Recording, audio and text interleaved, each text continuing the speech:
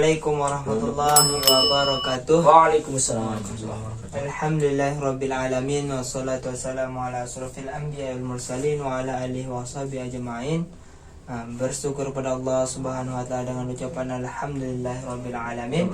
Bersalawat kepada nabi kita yang Nabi Muhammad sallallahu alaihi wasallam dengan ucapan Allahumma shalli ala ali sayyidina Muhammad. Yang sama-sama kita hormati yakni Bapak dosen, yakni Pak Harun Alawi, ya, yang sama-sama kita hormati, yakni teman-teman mahasiswa, nah, yang saya banggakan dan yang saya cintai.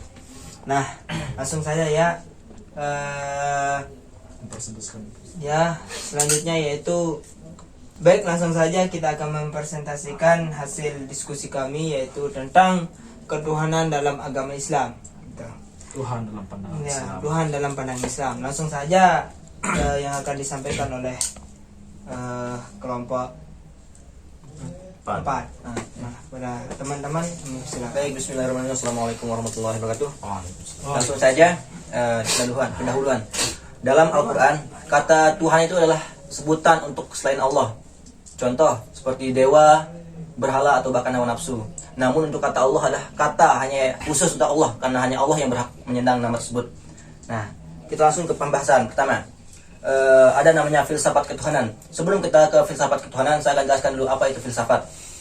Filsafat adalah ilmu tentang dunia, ilmu yang mempelajari tentang dunia dan segala hal yang ada dalam dunia tersebut. Itu filsafat. Sedangkan filsafat ketuhanan adalah pemikiran tentang Tuhan dengan pendekatan akal budi. Nah, biasanya itu disebut dengan pendekatan filosofis. Nah, untuk yang belum tahu, pendekatan filosofis juga adalah cara pandang atau paradigma yang menjelaskan inti, hakikat, atau bahkan makna dari sesuatu tersebut. Itu yang dinamakan dengan pendekatan filosofis. Baiklah, yang kedua, siapakah itu Tuhan?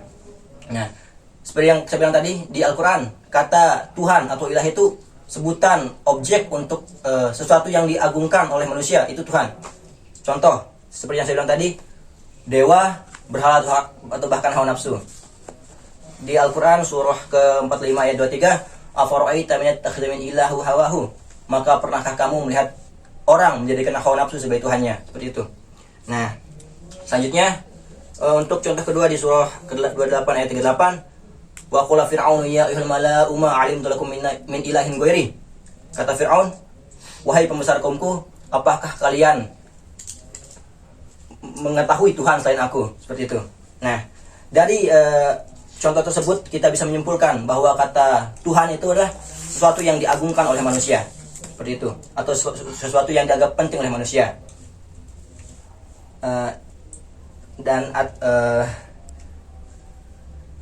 Ibnu Taimiyah pernah memberikan definisi tentang al-ilah tersebut. Dia berkata, sambil ini, nah, Ibnu Taimiyah memberikan definisi al-ilah sebagai berikut. Al-ilah ialah yang dipuja dengan penuh kecintaan hati, tunduk kepadanya, merendahkan diri di hadapannya, takut dan mengharapkannya, kepadanya tempat berpasrah ketika berada dalam kesulitan, berdoa dan bertawakal kepadanya untuk kemaslahatan diri, meminta perlindungan daripadanya dan menimbulkan ketenangan di saat mengingatnya dan terpaut cinta kepadanya. Nah, atas definisi ini Tuhan itu bisa berbentuk apa saja. Intinya yang dianggap penting oleh manusia. Karena itu tidak ada orang yang ateis atau tidak ada orang yang tidak bertuhan. Karena pasti saja ada sesuatu yang dipertuhankan oleh manusia tersebut. Seperti ideologi atau apapun itu. Intinya Tuhan itu adalah Tuhan itu sesuatu selain Allah. Intinya seperti berhala, dewa, atau bahkan hawa nafsu, seperti itu. Nah, nomor 3,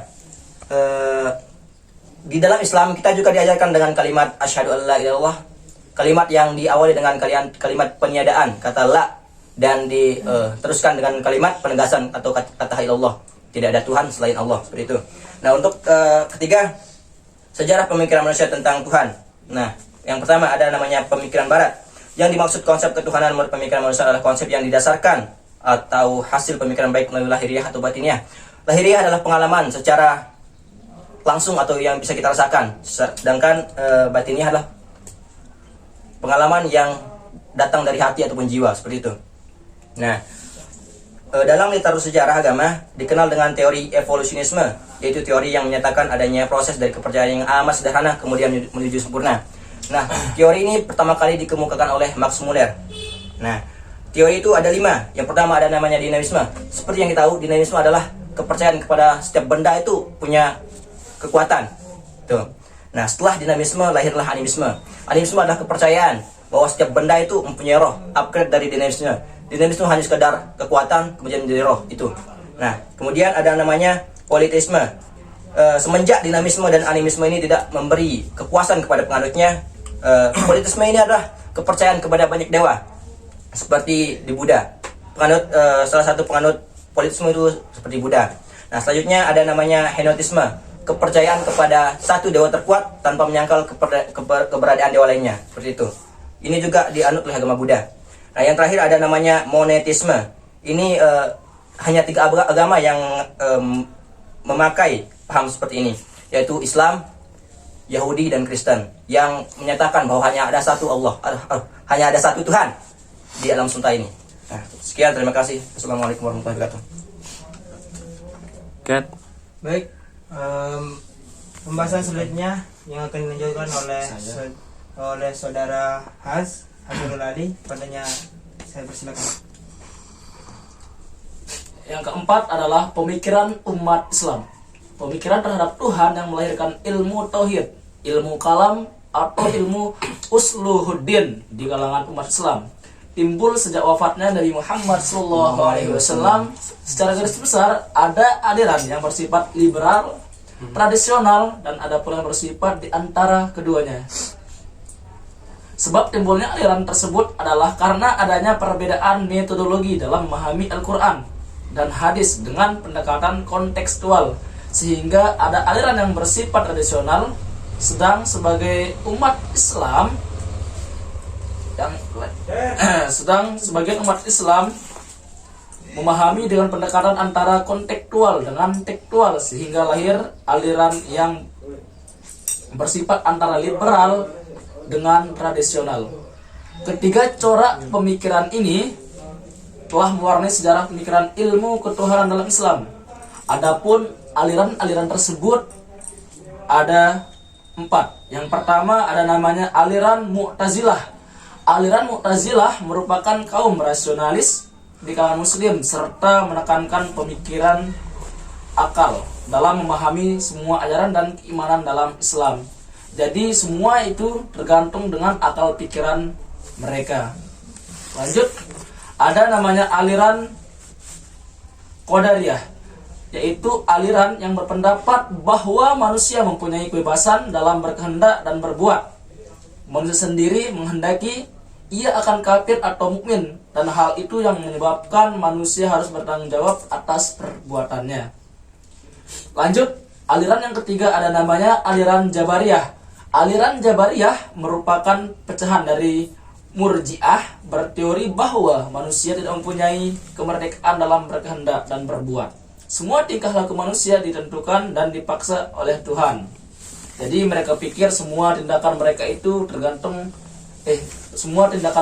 sudah ditetapkan oleh Allah Subhanahu wa taala. Oke, lanjut. Ada namanya aliran Asy'ariyah dan Maturidiyah yang pendapatnya berada di antara Qadariyah dan Jabariyah. Semua aliran itu mewarnai kehidupan pemikiran ketuhanan dalam kalangan umat Islam periode masa lalu. Pada prinsipnya, aliran-aliran tersebut di atas tidak bertentangan dengan ajaran dasar Islam. Oleh karena itu, umat Islam yang memilih aliran mana saja di antara aliran-aliran tersebut. Sekian, terima kasih. Oke. Son. Baik, pembahasan selanjutnya yang akan disampaikan oleh saudara kita yakni Aziz, kepadanya kami silakan. Baik, saya akan melanjutkan di sini nomor 5, Tuhan menurut pandangan Islam. Pengkajian manusia tentang Tuhan yang hanya didasarkan atas pengamatan, pengalaman, serta pemikiran manusia. Seperti dijelaskan dalam Quran surah 21 Al-Anbiya, yang artinya sesungguhnya agama tauhid ini adalah agama kamu semua. Dan agama yang satu dan aku adalah Tuhanmu, maka sembahlah aku. Ayat tersebut yang di atas memberi petunjuk kepada manusia bahwa sebenarnya tidak ada perbedaan konsep tentang ajaran ketuhanan sejak zaman dahulu hingga sekarang. Seperti Quran surah 5 Al-Maidah yang artinya sesungguhnya telah kafirlah orang-orang yang berkata sesungguhnya Allah ialah Al-Masih putra Maryam. Padahal Al-Masih sendiri berkata, "Hai Bani Israel, sembahlah aku Tuhanmu dan Tuhanku dan Tuhanmu."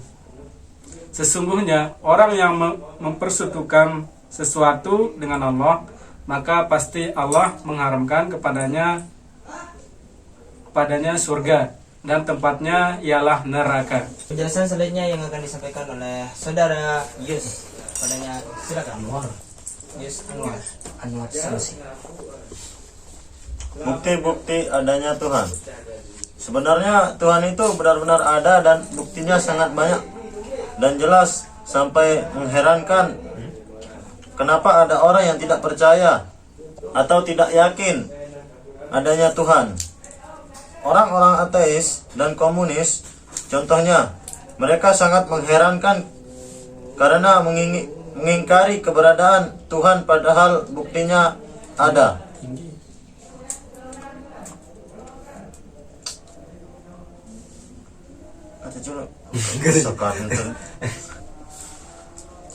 Bukti-bukti adanya Tuhan antara lain, kita meyakini benda-benda di sekitar kita ada pembuatnya, walau kita tidak pernah melihat pembuatnya atau melihat proses pembuatannya. Contohnya, meja, kursi, pulpen, mobil, pesawat, dan lain-lain. Yakni, kedua, keindahan di alam membuktikan adanya perancangan yang maha indah dan mencintai keindahan. Selain itu, keindahan itu menunjukkan adanya perancangan cerdas.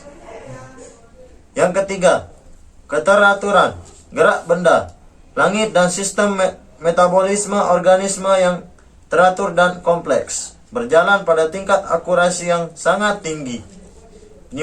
Penyimpangan sangat kecil saja bisa menghancurkan alam semesta.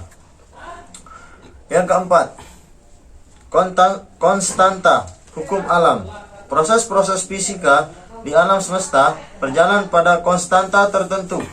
Sekarang kita perhatikan, materi-materi itu benda mati. Mereka tak punya kecerdasan, punya kesadaran dan kehendak terhadap hukum dan konstanta. Yang kelima, kelemahan seluruh makhluk hidup dan batasan mereka. Seluruh makhluk hidup tumbuh dari awal yang lemah sampai batas maksimal yang tak bisa dilampaui. Manusia tumbuh sampai dewasa, setelah itu tidak tumbuh lagi, malah semakin tua ia melemah. Sekian. Assalamualaikum warahmatullahi wabarakatuh. Waalaikumsalam. Ya dari Oke. Next. Jadi kesimpulan dari presentasi tersebut dari teman-teman tadi adalah yaitu sebutan yang benar bagi Tuhan, yang benar-benar Tuhan adalah sebutan Allah dan kemahasaan Allah, tidak melalui teori evolusi melainkan melalui wahyu yang datang dari Allah. Hal ini berarti konsep tauhid telah ada sejak datangnya Rasul Adam di muka bumi. Esa menurut Al-Quran adalah Esa yang sebenarnya Esa yang tidak berasal dari bagian-bagian dan tidak pula dapat dibagi menjadi bagian-bagian. Nah, itu. Keesaan adalah mutlak. Keesaan Allah itu adalah mutlak. Ia tidak dapat didampingi atau disejajarkan dengan yang lain sebagai umat Islam yang mengikrarkan kalimat syahadat la ilaha illallah. Allah harus menempatkan la ilaha illallah harus menempatkan Allah sebagai prioritas utama dalam setiap tindakan dan ucapan. Nah, konsepsi kalimat la ilaha illallah yang bersumber dari Al-Quran memberi petunjuk bahwa manusia mempunyai kecenderungan untuk mencari Tuhan yang lain selain Allah, dan hal itu akan kelihatan dalam sikap dan praktik menjalani kehidupan. Semakin kita bertambahnya, jadi saran saya yaitu semakin bertambahnya pemahaman tentang Tuhan mestinya menambah keimanan dan ketakwaan kita kepada Allah Subhanahu wa taala. Mungkin cuman ini hasil diskusi kami yang dapat kami sampaikan, ya kurang lebihnya mohon maaf. Ampura Agung Sindampura. Ini wallahul muwaffiq hadi sabil rasada. Assalamualaikum warahmatullahi wabarakatuh. Waalaikumsalam warahmatullahi wabarakatuh.